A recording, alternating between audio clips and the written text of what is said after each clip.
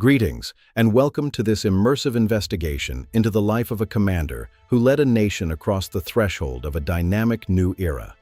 Today, we shall embark upon a journey that transcends time, exploring the strategic brilliance and unwavering conviction of a man of absolute faith.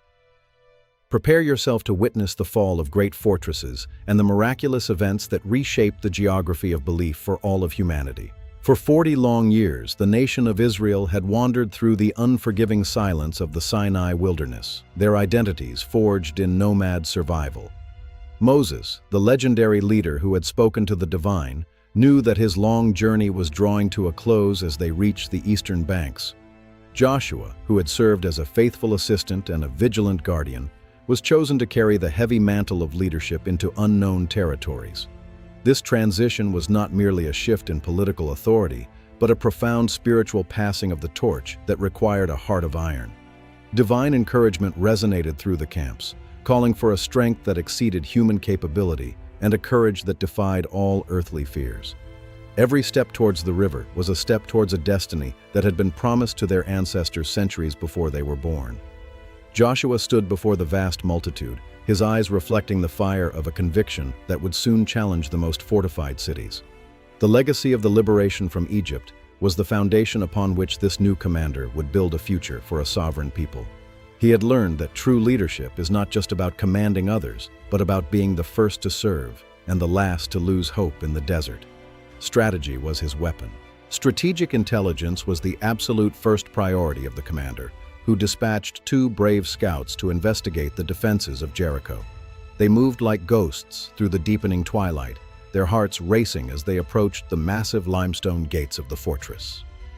Inside the city walls, they found an unexpected sanctuary in the home of a woman named Rahab, whose perception of the plan was accurate. She risked her own safety and life to hide the men beneath the stalks of flax on her roof, defying the king's messengers with wisdom. The scarlet cord she hung from her window became a powerful symbol of a covenant that would preserve her family amidst the coming storm. The scouts returned to the camp with news that the hearts of the city's inhabitants had completely melted with fear at their reputation. This reconnaissance confirmed that the psychological battle had already been won before the first physical blow was even struck by the army. Joshua listened to their report with a calm and intense focus, recognizing that the timing of their advance was perfectly aligned with destiny. The city of Jericho stood as a silent sentinel of the old world, a symbol of power that would soon witness the emergence of a force. Rahab's bravery remains a timeless testament to the fact that allies can be found in the most unlikely places. Joshua's grand plan was taking shape. Silence was key. The Jordan River was at its dangerous flood stage, a roaring and intimidating torrent that served as the final geographic barrier to their home. To any human observer standing on the bank, the river was completely impassable, a muddy and treacherous obstacle that mocked their aspirations. Joshua commanded the priests to take the lead, carrying the sacred Ark of the Covenant into the very edge of the surging and crashing current. As their feet touched the water, the miraculous happened immediately. The flow from upstream halted and stood in a massive heap far away.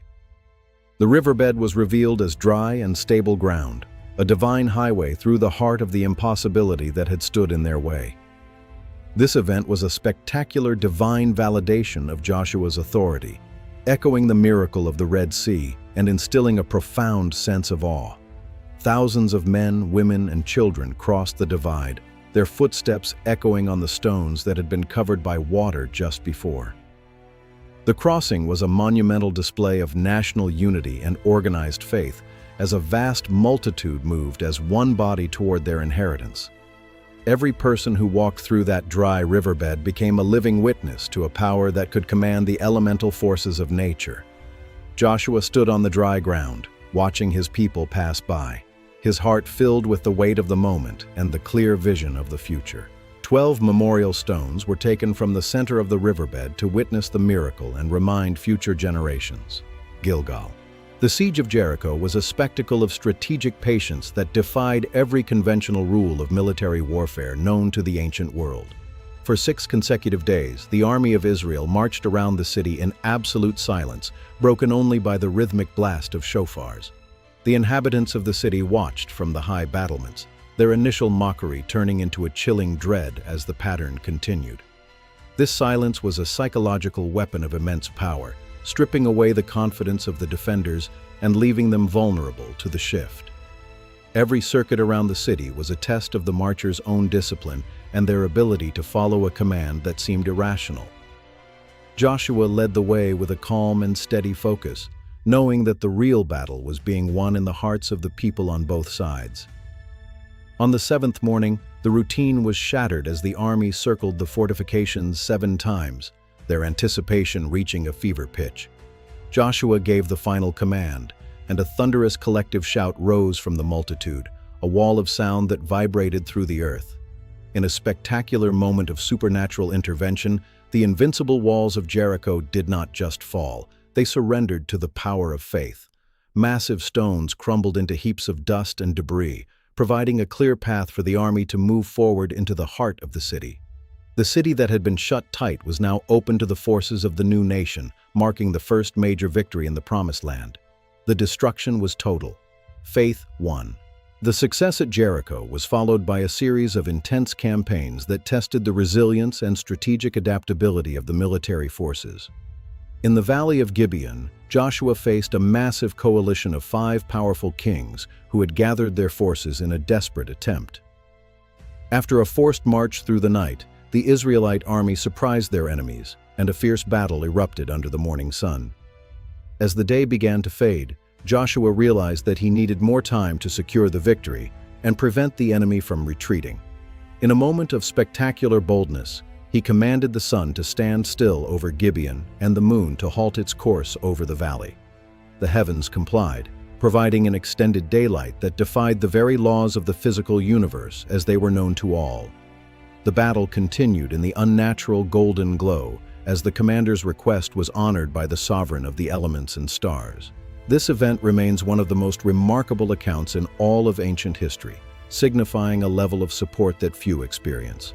The sun eventually set on a battlefield where the 5 kings were defeated, and the territory of the Central Hills was firmly secured. This miracle was a clear signal to all nations that the conquest of the land was being directed by a power that transcended nature. Joshua stood on the heights of Gibeon, looking out over the valley where the day had been doubled for the sake of a promise. Every soldier who fought that day knew they had participated in an event. Strength. With the major battles completed, the focus shifted from conquest to the equitable division of the land among the 12 tribes in peace. Joshua presided over this complex process with the same integrity and wisdom he had shown on the battlefield, ensuring every family had a place. The rocky hills and fertile valleys were assigned by lot, creating a tapestry of communities that would soon blossom into a vibrant society. In the twilight of his remarkable life, Joshua gathered the nation together at Shechem for a final address that would define his legacy. He recounted the long journey from the banks of the Nile to the hills of Canaan, reminding them of the miracles they had seen. His challenge was simple yet profound: to choose whom they would serve with a heart of sincerity and a mind of unwavering devotion.